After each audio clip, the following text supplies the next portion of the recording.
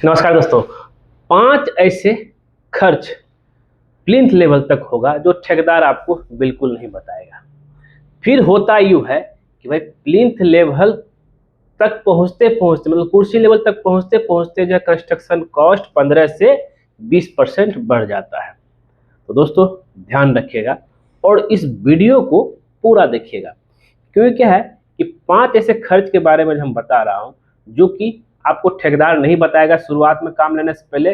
फिर जब पता चलेगा कि भाई ये खर्च जो है बढ़ गया है, चाहे वो लेबर पेमेंट में हो चाहे मटेरियल पेमेंट में हो। तो वीडियो को लास्ट तक देखिएगा, वीडियो बहुत इंपॉर्टेंट होने वाला है और खास करके उन सभी के लिए जो है जो अपना सपनों का घर बनाने का विचार कर रहे हैं।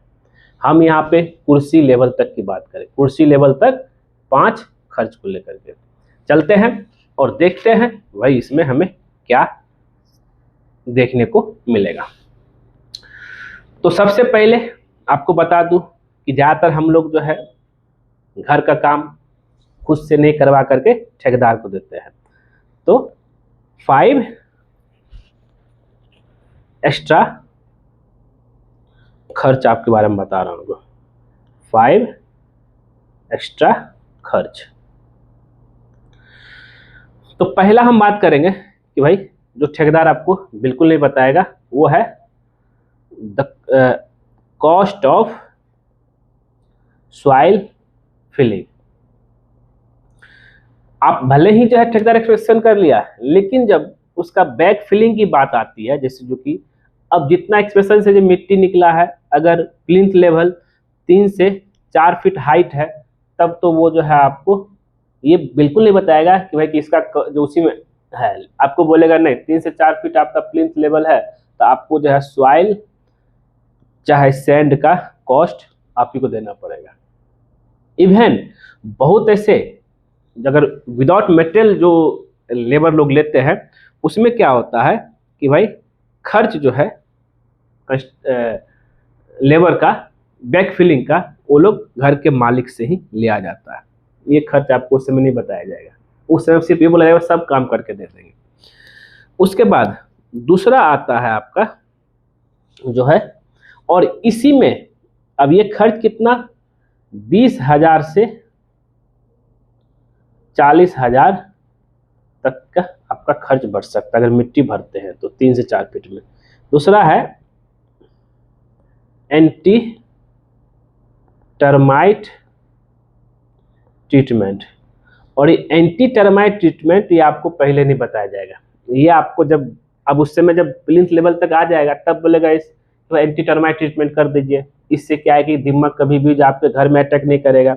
और ज़्यादातर केस में क्या होता है कि दीमक अटैक कर देता है, और दीमक अगर अटैक करता है तो आपका सारा फर्नीचर खराब कर देगा। इसलिए एंटी टर्माइट ट्रीटमेंट ATT जरूर करवाना चाहिए, और ये खर्च आपको पहले नहीं बताया। और ये खर्च का वैल्यू अगर बात करूँ 5,000 से 8,000 का, ये आपको खुद ही पे करना पड़ेगा। देख रहे हैं कितना रुपया जो है आपको नुकसान हो रहा है।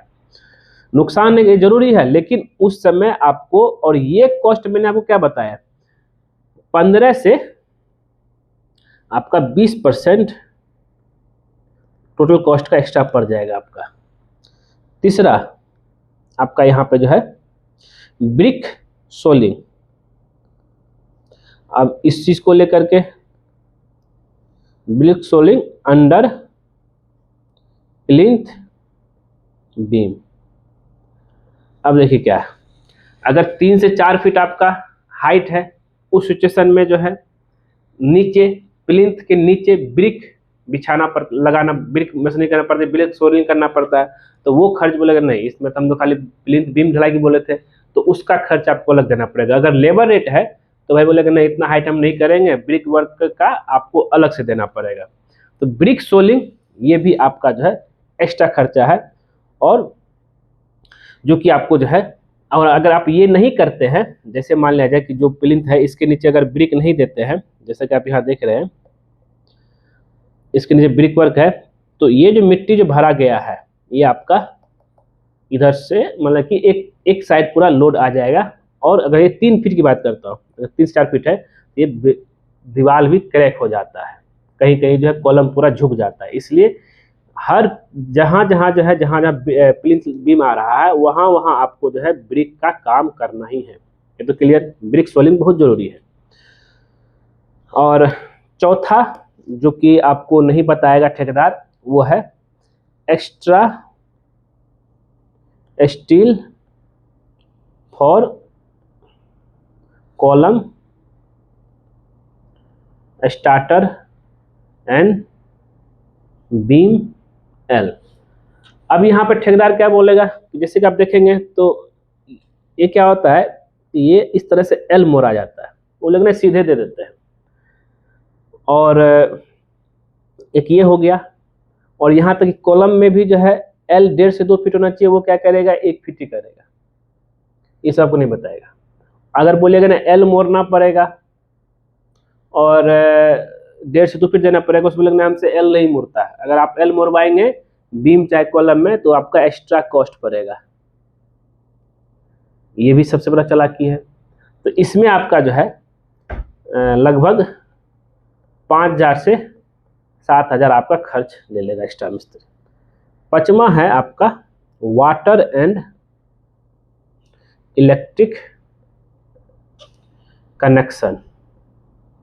ये पहले आपको ठेकेदार ने बताया, आपको लगेगा कि हाँ कि पानी और इलेक्ट्रिक कनेक्शन जो है ठेकेदारी कर देगा, लेकिन फिर बाद में बोलेगा नहीं, पानी और इलेक्ट्रिक कनेक्शन का जिम्मेदारी ऑनर का होता है। ये भी सही है।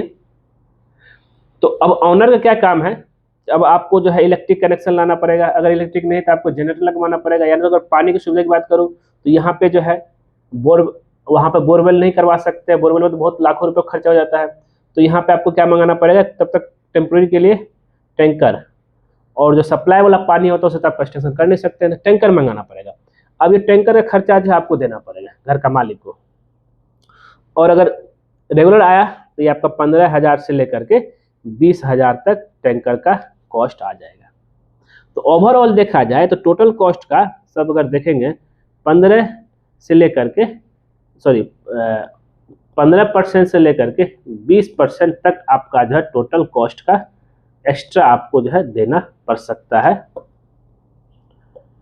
लग जाएगा। और ये कॉस्ट आप अपने का बजट में होगा नहीं। आप सोचेंगे नहीं चलो मेरा इतना में घर बन जाएगा, फिर पता चला इतना कॉस्ट आपका एक्स्ट्रा पड़ गया। तो ये सब चीज आपको ध्यान में लेकर चलना है, तभी जा करके आपको जो कंस्ट्रक्शन करवाना है। इसलिए हम बोलते हैं कि जब भी कभी आप कंस्ट्रक्शन करवाइए तो कुछ चीज़ों को जो रेट है कुर्सी लेवल तक, मतलब प्लिंथ लेवल तक, जो आपको अपने ठेकेदार से बाकायदा बात कर लीजिए कि भाई बैक फिलिंग कौन करवाएगा, जो है खास करके फाउंडेशन का हो चाहे प्लिंथ लेवल तक हो, उसका क्या अलग से पड़ेगा। इलेक्ट्रिक और पानी कनेक्शन, पानी जो है कहाँ से आएगा, और साथ ही एंटी टर्माइट ट्रीटमेंट हो गया, और सरिया में एल मोड़ोगे कि नहीं मोड़ोगे, और साथ ही जो है जैसे यहाँ पे प्लिंथ के नीचे जो ब्रिक है इसको अगर करते हो तो इसका कॉस्ट क्या अलग से होगी, उसी में होगा। ये सब चीज़ जो है आपको बताना है, पूछ लेना है, तभी जा करके आप काम शुरू कीजिएगा। उम्मीद करते हैं दोस्तों ये वीडियो जरूर पसंद आया होगा, और इसी तरह के वीडियो जो है जो कि एक बेसिक चीज़ है और ठेकेदार ऐसा आपको घुमा के रख देगा कि भाई आपका जो है खर्चा बढ़ जाएगा। बेसिक चीज़ की अगर जानकारी है तो कभी भी आप नहीं फंसिएगा, और एक सुंदर और एक मजबूत, और जितना बजट फाइनलाइज हुआ है उसी बजट में आपका काम पूरा हो जाएगा। और इसलिए कहता हूँ कि भाई कि जब भी कभी घर बनाना शुरू कीजिए, किसी एक अच्छे इंजीनियर से नक्शा और स्ट्रक्चर ड्राइंग बना लीजिए, और एक एस्टिमेशन ले लीजिए कितना क्या कॉस्ट पड़ेगा।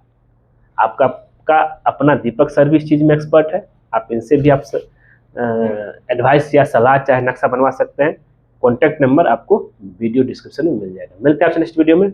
आज के लिए बस इतना ही। वीडियो देखने के लिए धन्यवाद दोस्तों, और जाते जाते जो है चैनल को जरूर सब्सक्राइब कर दीजिएगा।